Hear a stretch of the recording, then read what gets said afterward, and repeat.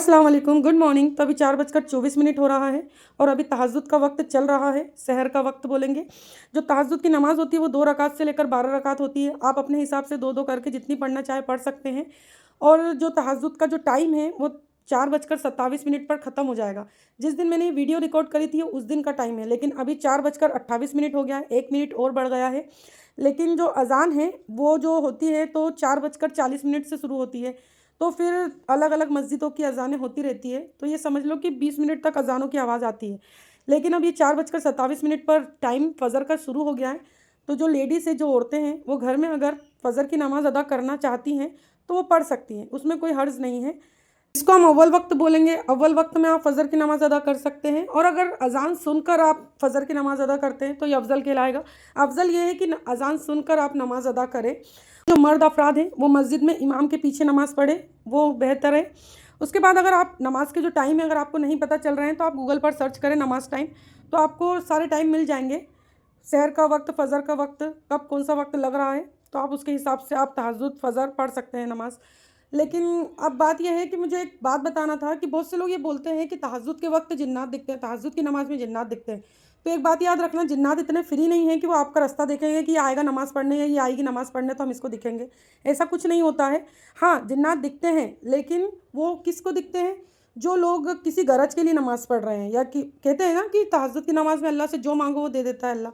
तो बहुत से लोग जो आजकल के स्पेशली लड़का लड़की कुछ किसी को मांगने के लिए, ये अल्लाह ये हमारा निकाह इससे हो जाए या हमारा निकाह उससे हो जाए, तो इसके लिए अगर उठते हैं तो हाँ, उनको जिन्नात ज़रूर दिखेंगे, क्योंकि आप किसी गरज के लिए पढ़ रहे हैं नमाज़।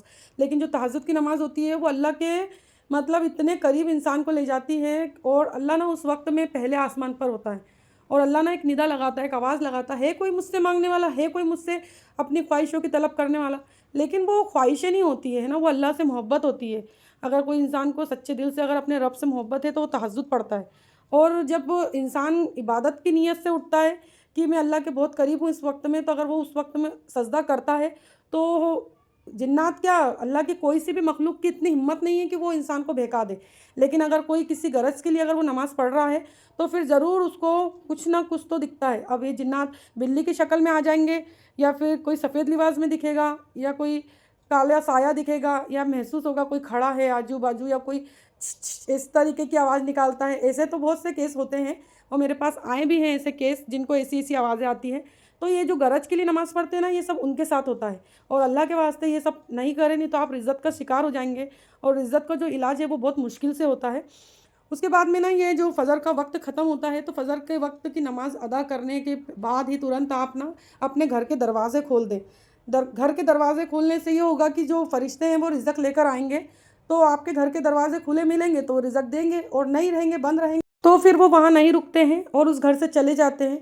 और आज जो इतने लोग परेशान हैं ना, काम धंधे नहीं चल रहे हैं, कामों में दिल नहीं लग रहा है, तो वजह यही है क्योंकि फ़जर के वक्त आपके घर के दरवाजे बंद है। अल्लाह जब रिज़्क़ पहुँचाता है तो घर के दरवाजे बंद मिलते हैं, तो फिर कहाँ से अल्लाह आपको देगा, कहाँ से आपके पास में रोज़ी आएगी?